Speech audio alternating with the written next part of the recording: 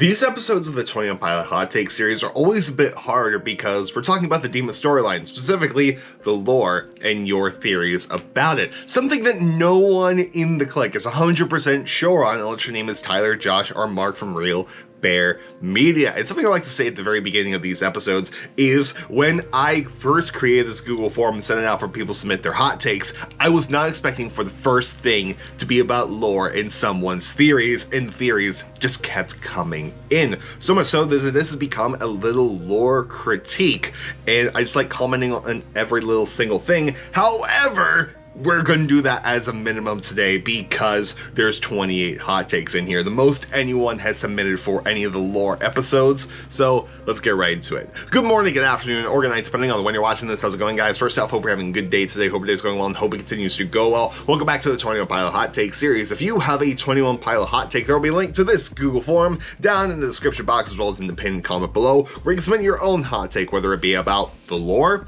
a song, an album, or the theme of next week's episode, miscellaneous stuff. So the band's live, eras, Tyler and Josh themselves, or something else about the pilots that don't fit into any of these categories. So with that being said, let's get right into it. A thought that I just had. The Neds created Dema as an experimental society and then created the Banditos to overthrow it once they saw how bad Dema turned out to be, and once the bishops, other than Keons, turned on the Neds. Once Dema is gone, the Neds will then watch the Banditos as a new form of an experimental society.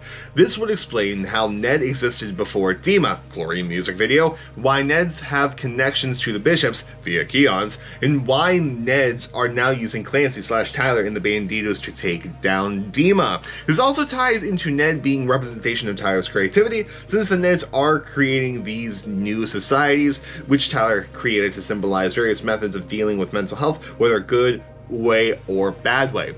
I really do love your creativity on this one. As far as the Ned's horns parts, though, it's not just Keons that has them, it's the whole Bishop clan that has them, because Tyler is able to be seized. We know these from the letters. He's the only live vessel that's able to be seized. Other than that, love this. I love your imagination on this one. I genuinely do like this idea. I don't think that TOP albums before Blurryface was intended to be a part of the big story, but I think retroactively they are canon. I put this on the TOP Reddit too, but here. I think the group of people singing in the beginning of the song saying "we come for you, no chances" is actually the group of bishops. This would also explain why in the cinema experience and later again the Icy tour, the two people on the Good Day show are quoting the song and hyping up the album. Later in the bridge of the song, when Tyler's singing with the guitar, I think this is the bishops controlling Tyler using the same technology Tyler used to control Ned's horns to control the one bishops in the Outside music video, trying to convince anyone escaping from Dema that the bishops will ultimately catch you. Definitely do like this. There are many people. I think it's one of the more accepted things that the people singing "No Chances," at least the "We come for you," is the bishops. And we have a video on the channel saying that the chorus, the "ba ba ba ba ba, we get bodies every day," it's being sung from the perspective of the Banditos. Like you have this dueling dichotomy there, super cool. But definitely like this, especially the part about the end of the song with Tyler being controlled by the bishops. Definitely like that, and maybe explains the smoke coming out of Tyler's mask. Kinda wish the Dema storyline wasn't about mental health. The music could still have the same themes of mental health, just the story wouldn't be about it. So we could see Dema be destroyed and the bishops fall under the crumbling Dema instead of likely truce. Also, Taco Bell Saga is better than Tonight No Fun Intended songs. That feels like a personal attack. Tonight is the one song that I've cried to on the channel. That felt personal. Choker and Shy Away music videos are meant to take place in the lore the same way the live stream experience is. They both in the Dema universe essentially function as an advertisement for the upcoming live stream, and they are propaganda films made by the bishops using Tyler and Josh, just like the live stream. This is why they have no easy plug-in spot in the story. I also think they double as an anti-trash propaganda example. Trash seemingly destroyed everything that's into Shy Away and then tricking Tyler into robbing Josh, leading him to being turned into a toy in Choker.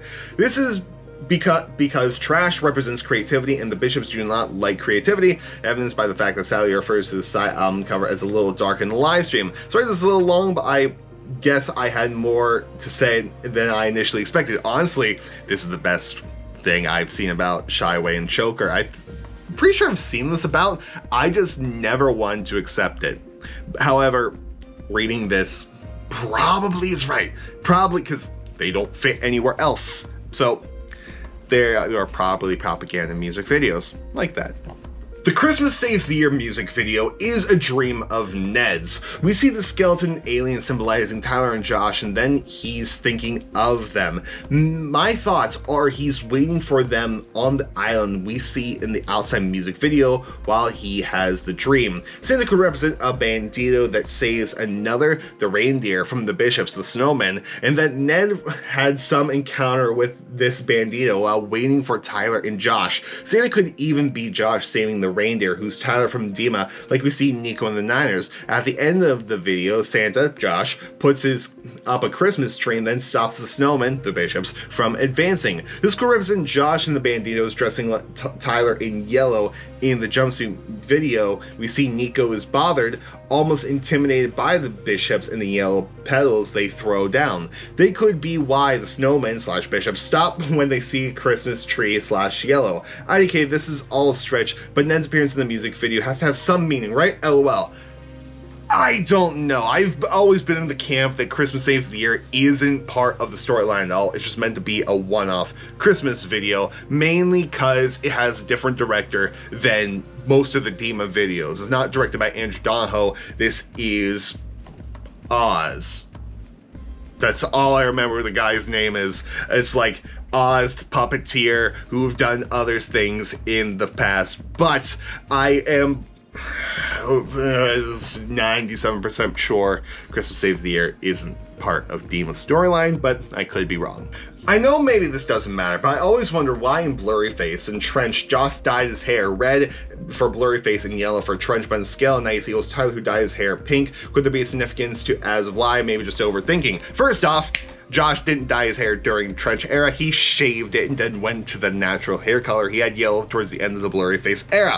With that out of the way, Tyler pink hair, I believe, represents control. I believe this represents Tyler's being controlled by the Bishops, which is why in the outside music video, when he gets to the out on the Voltsoy, it is all faded out because he's out of control. He is not on the sub under Dema control. He's not in the live stream under Dema control where he was forced to write an album. I think pink in the Dema universe represents control. So that's my significance as far as why Josh dyed his hair red and yellow.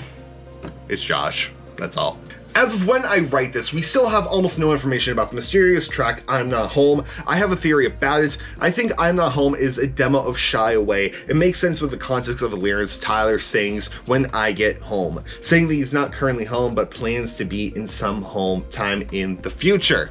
I think it's fine that Scale Nicely was not as massive in scope as Trench or Blurryface. Would we really have been satisfied if Dema's storyline would have ended on the album directly after Trench? You know how Dema is just so crazy? They live in Ohio. It all makes sense. If the Dema storyline is a thing for mental health and Scale Nicely is propaganda, would Scale Nicely be some kind of pretending to be okay and hiding the pain or something? I'm not exactly sure how to explain it.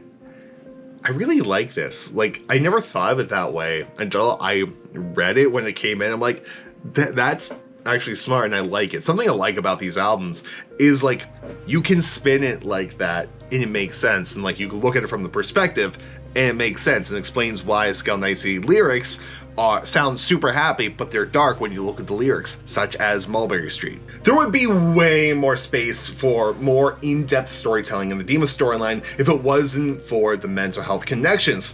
I also wish it was more sci-fi.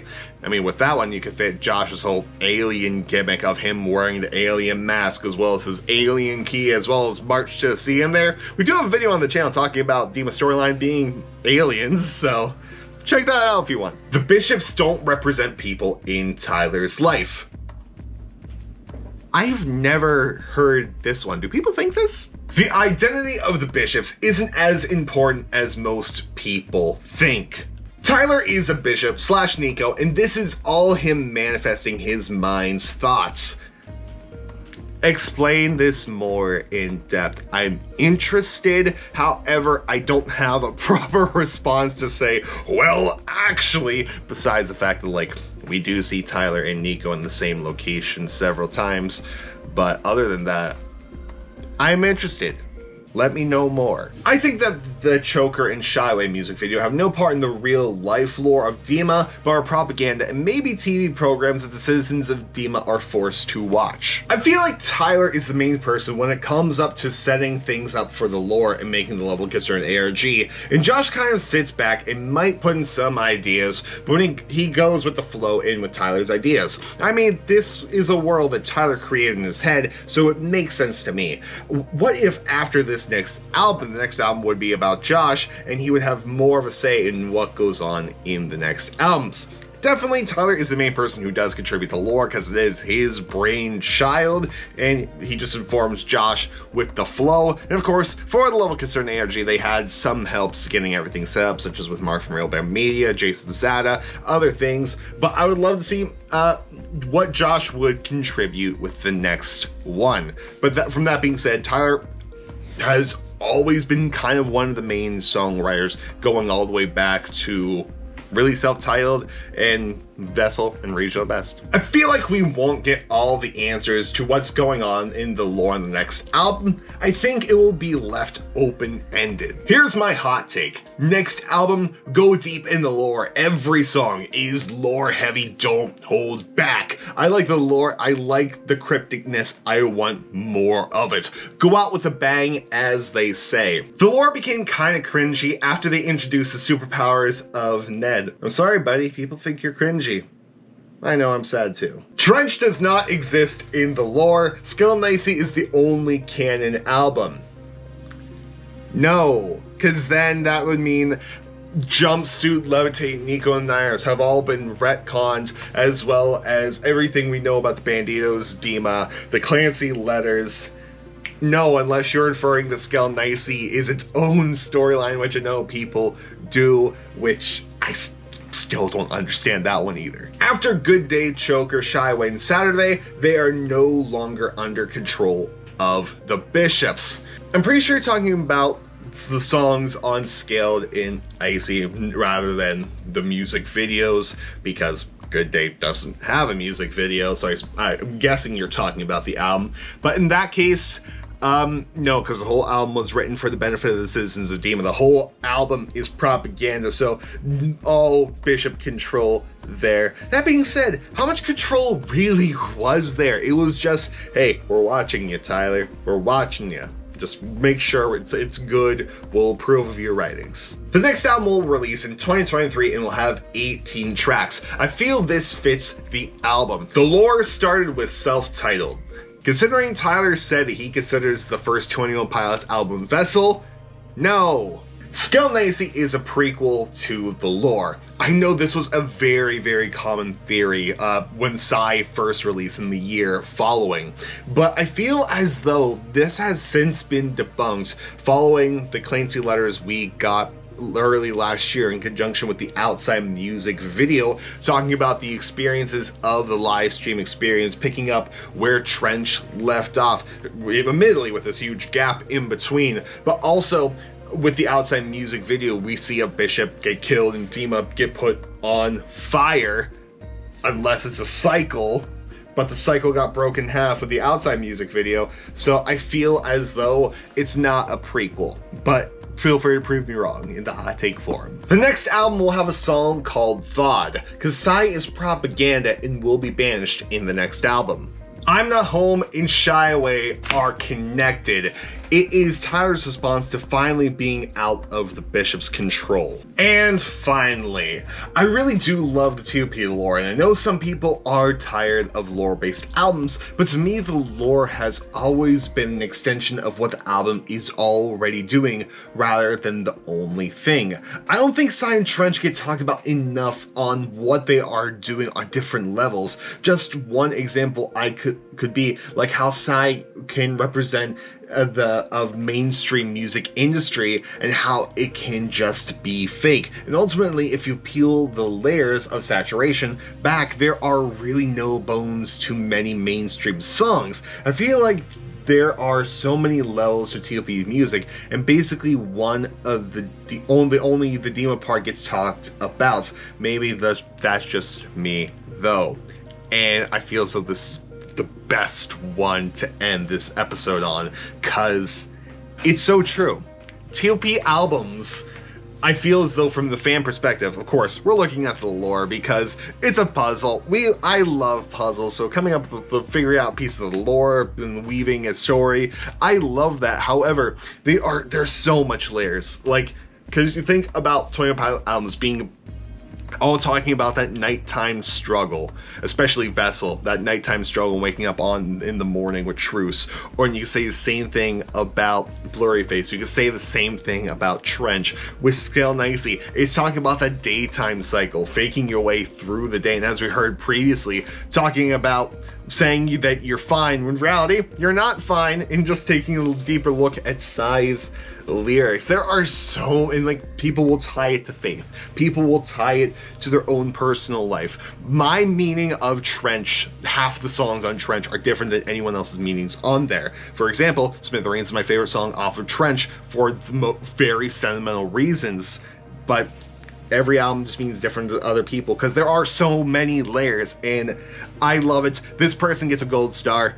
And yeah, that brings us to the end of the TOP lore episode part 3. If you enjoyed, and make sure to leave your 21 Pilot hot take in the Google form. Like I said, that link will be down in the description box as well as in the pinned comment below. I have been up since 5 a.m. It's currently 1:19. Oopsie whoopsie. But I will see you all tomorrow with starting our new series, listening to other artists that I have never listened to before. But I'll see you all then. Goodbye, and more importantly, have a good day, and I'll see you later.